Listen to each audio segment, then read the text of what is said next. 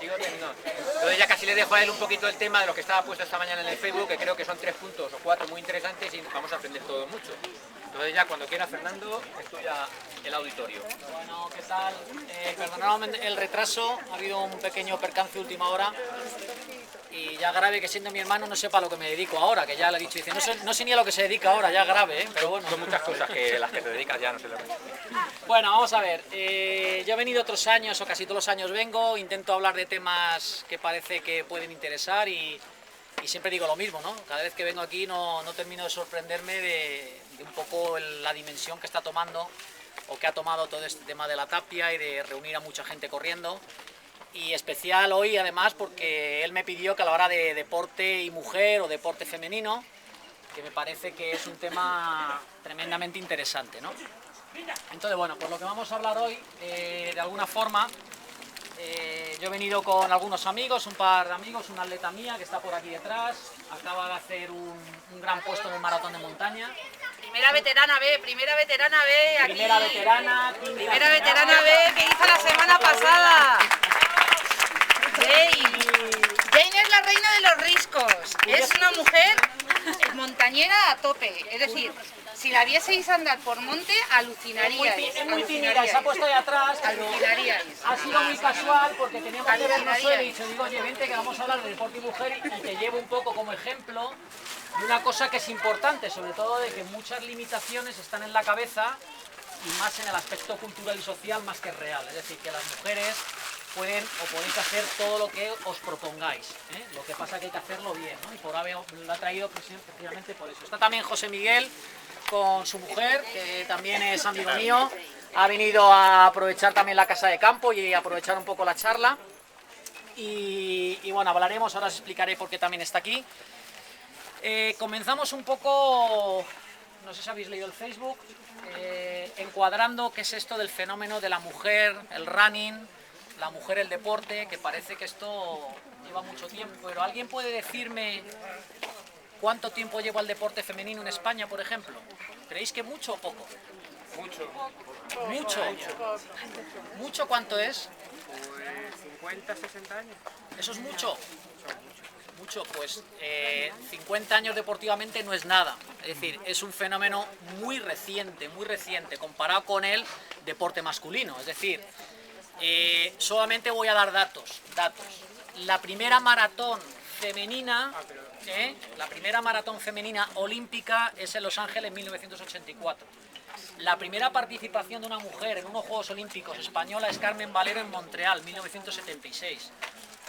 En los años 60, en este país, prácticamente ninguna mujer hacía deporte, no corría, o sea, lo único que había era el Club Canoe de natación y las primeras mujeres que vinieron, pues hay una mujer que se llama Pilar Ferre, que fue la primera en los años 60, primeros campeonatos donde se permite a la mujer participar en los campeonatos de España en el año 63 en Montjuïc, es decir, realmente hace muy poco. Yo recuerdo que comencé corriendo con mi hermano en los años 80 y simplemente salir en pantalón corto era una cosa rarísima porque veías que todo el mundo te miraba siendo chico. O sea, ya imaginaros las mujeres, imposible. Pero es que doy más datos. El triple salto, que también es una prueba y una disciplina olímpica, hasta 1990 no se permite porque se pensaba que era como perjudicial para la anatomía femenina. ¿Y por qué creéis que en los años 60 estaba casi como mal visto o prohibido por el régimen que la mujer accediera al deporte? ¿Por qué creéis? De alguna manera. El rol de la mujer era cuidar de los hijos, cocinar. Exacto. Fundamentalmente porque dentro de una visión católica, apostólica, romana del régimen y romana, la perspectiva era biológica, es decir, se pensaba que la mujer, la única que tenía que dedicaros era a tener hijos y a cuidar de los hijos. Y se pensaba que el deporte era perjudicial para esa función. ¿Quién dirigía el deporte en los años 60? El ámbito militar, el ámbito militar. Y de alguna manera fueron algunos personajes los que dijeron, esto no puede ser. ¿Y por qué no puede ser? Porque se acercaban a los colegios extranjeros, colegio alemán, el SEC, el CEU, todo ese tipo, y veían que había chicas que hacían deporte, pero ninguna era española, ninguna.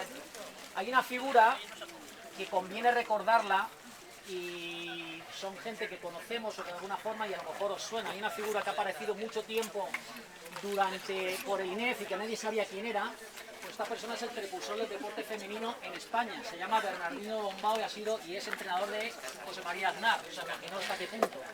Y le hemos visto muchos años por la pista, ¿verdad, Luis? Y decíamos, ¿quién es esta persona tan rara y tan estrambótica y tal? Bueno, pues realmente fue en los años 60 Bimbo.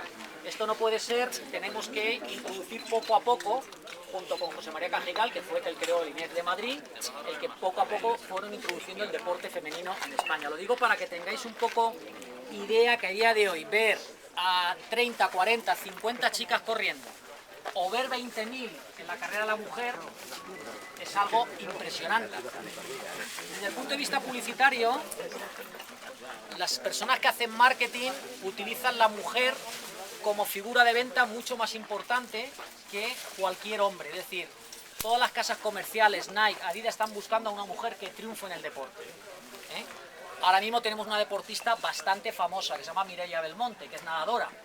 Pues están todos como locos las casas de día para intentar que hagan anuncios porque saben que vende mucho más una mujer que un deporte.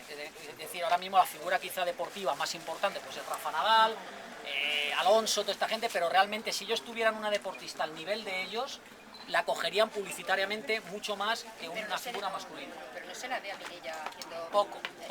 Poco al comparar con esto, pero porque tampoco realmente está en un deporte donde no tiene el marketing que es la natación, que el marketing que tiene que tener, ¿no?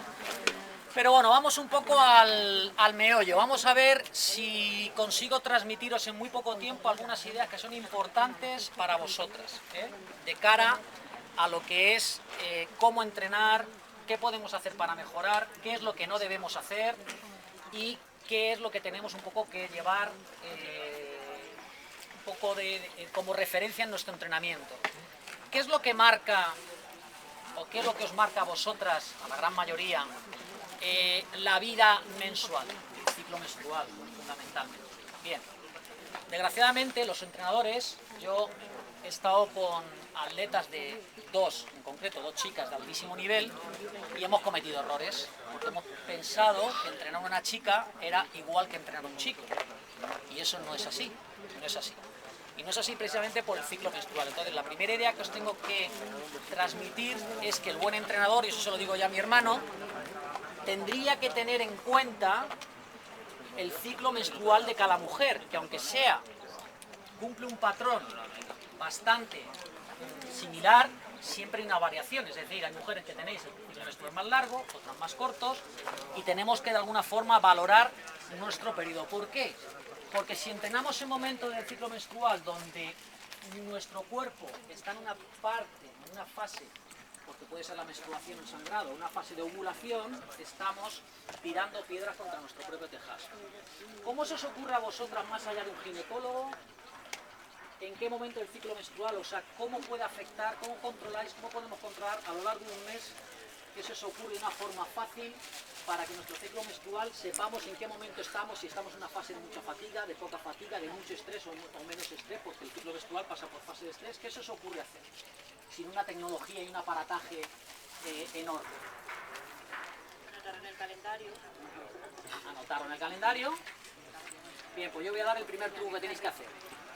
Yo os aconsejo que desde el primer día que tenéis la regla, empecéis a tomaros solamente un mes de trabajo y tenéis que anotar frecuencia cardíaca, nada más levantaros por la mañana, y temperatura basal.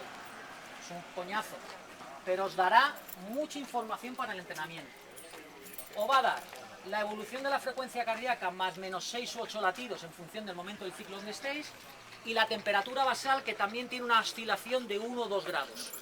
Y eso lo pasáis a una gráfica tan sencilla como decir, bueno, tengo un pulso más o menos estable, y de repente vais a notar que hay 2 o 3 o 4 días que el pulso sube, vuelve a bajar, y vais a notar también que a los 7 o 8 días vuelve a subir el pulso. Está indicando algo, y además coincide con un incremento de temperatura. Bueno, pues si hacéis eso, ya vais a tener mucha información de en qué momento vosotras no debéis efectuar cargas intensas, ¿vale? No digo que dejéis de entrenar, significa que solo tenéis que hacer cargas de entrenamiento intensas cuando vuestro cuerpo os permita hacerlo. Vamos a dividir para que entendáis un poquito todo lo que es la fase del ciclo menstrual. Existe la fase de la menstruación, los días que sean, 3, 4, 5, una fase prelútea, que es antes de ovular, la ovulación, una fase poslútea, Y después de nuevo viene la menstruación. Bien, el momento donde no debéis entrenar fuerte es ni en el sangrado, ni en la menstruación, punto número 1, ni en la fase de ovulación, que más o menos corresponde día 12, 14, 16 aproximadamente del ciclo. Ahí vais a estar en pocas condiciones para asimilar la carga de entrenamiento, ¿ok? Si yo meto una carga de entrenamiento de cuestas, de miles, un ritmo intenso en esos días, lo voy a hacer, pero lo voy a hacer a mucho peor ritmo, con mucha peor recuperación, con muchas peores sensaciones y posiblemente con un impacto psicológico malo en vosotras, porque realmente no vais a encontrar bien. Esa es la parte mala. Esas dos fases, que es la fase de ovulación y la fase de sangrado, tienen que corresponder con un aumento de la frecuencia cardíaca basal y con un aumento de la temperatura basal. Si lo tomáis, así sucederá. Es decir, vais a notar esa oscilación.